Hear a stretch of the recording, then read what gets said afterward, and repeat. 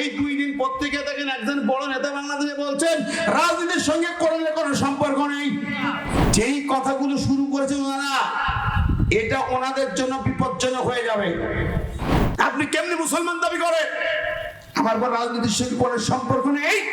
হে মুসলমান, এই কোরআন দিয়ে সরকার চলবে, রাষ্ট্র চলবে, তাহকুম হাকামা ইয়াহকুম, সংস্কার হবে, সরকার চলবে, রাষ্ট্র চলবে, বিচার চলবে কি দিয়ে? জানেন কি দিয়ে? এই 2 দিন পত্রিকা দেখেন একজন বড় নেতা বাংলাদেশে বলছেন রাজনীতির সঙ্গে কোরআনের কোনো সম্পর্ক নেই।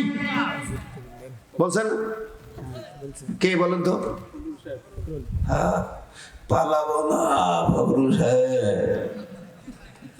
সেই ফখরুল সাহেব বলতেছে রাজনীতির সঙ্গে কোরআনের কোনো সম্পর্ক নেই। অবাক হলাম ব্যাপারে কি? কারণ কি? কারণ তো জানি, ও তো চিনি রাজনীতির সঙ্গে কোরআনের সম্পর্ক নেই। এই আয়াতগুলো কি?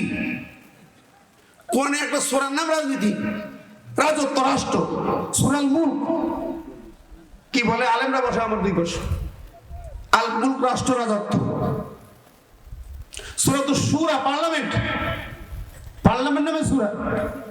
এই যে আয়াত আল্লাহকে কোরআন দিলাম, রাজত্ব করবে, রাজসভা চালাবে, আইন আদালত চালাবে কোরআন দিয়া। এই বেচারা জীবনে কোরআন শরীফ পড়ছে কিনা জানি না, আলিফ বাতাসা পেটে আছে কিনা জানি না। কি ঠিক নেবে? ঠিক সরে। যেই কথাগুলো শুরু করেছে ওনারা, এটা ওনাদের জন্য বিপজ্জনক হয়ে যাবে। ঠিক নেবে? ঠিক। কোরআনের সঙ্গে রাজনীতির সঙ্গে সম্পর্ক, এই কথাগুলো একমাত্র জালেমরাই বলেছে যুগে যুগে। কোরআন বিরোধীরাই বলেছে, ইসলাম বিরোধীরাই বলেছে, কাফেররাই বলেছে, মুশরিকরা বলেছে, বেদিনরাই বলেছে। কোন মুসলমানের বাচ্চা কথা বলতে পারে না। নবীজি বলে গেছেন, বিশাল হাদিস, আমি লম্বা কথাগুলো বলার টাইম, মুআয ইবনে জাবালের কোন হাদিস, ইন্নাল কিতাব ওয়াস সুন্নাহ লা ইয়াফতারিকুন ফাওয়াতু ফারিকুল কিতাব ফাতুল মাল কিতাব হাইসু দার। রাসূলুল্লাহ বললেন, ইয়াবজামান আরবি, নাম ভাই মানুষগুলো বলবে কিতাব কোরআন আলাদা, রাজনীতি রাজত্ব আলাদা, ওরা ভাগ করবে।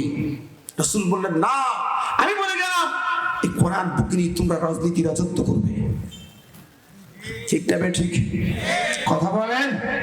কোন কারণে বলেছিলে কথাগুলো আমরা বুঝি না। মনে রাখবেন, বাংলার আলেম সমাজ ঐক্যের দিকে চলেছে।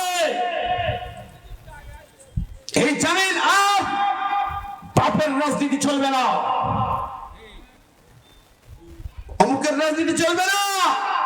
মুসলমানদের জমিন, 4 লক্ষ মসজিদ জমিন, 50 লক্ষ আলেম হাফিজের জমিন, হাজার হাজার শহীদের রক্ত ভিজা জমিন। এই জমিনে আগামীর সংসদ হবে কোরআনের সংসদ, আগামীর পার্লামেন্ট কোরআনের পার্লামেন্ট। রাজি আছেন কিনা? ধত্র দেখায় কারে কারা রাজি আছি? কুফরি সংবিধান দিয়ে দেশ চলছে, আপনি মুসলমান দাবি করছেন কিভাবে?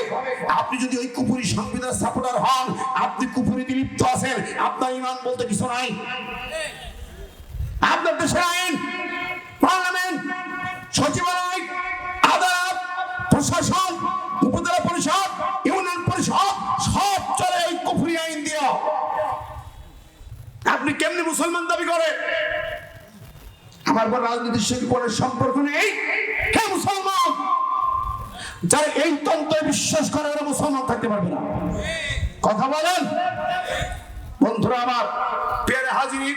সুতরাং আমাদের একটাই কমান্ড, একটাই আন্দোলন। এবার আগামীর বাংলার জমিন সেকুলারিজম থাকবে না, কুফরি সংবিধান থাকবে না।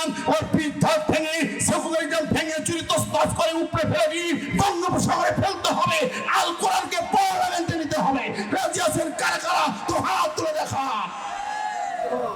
কোরআনের আইন যার কলিজায় মানতে চায় না, কিসের মুসলমান দাবি করবেন?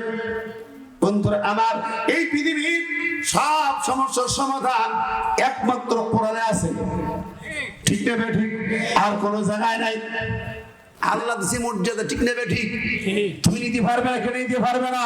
নাম ব্যঙ্গ করে কথা বলে লাভ হবে না। ঠিক নেবে? ঠিক।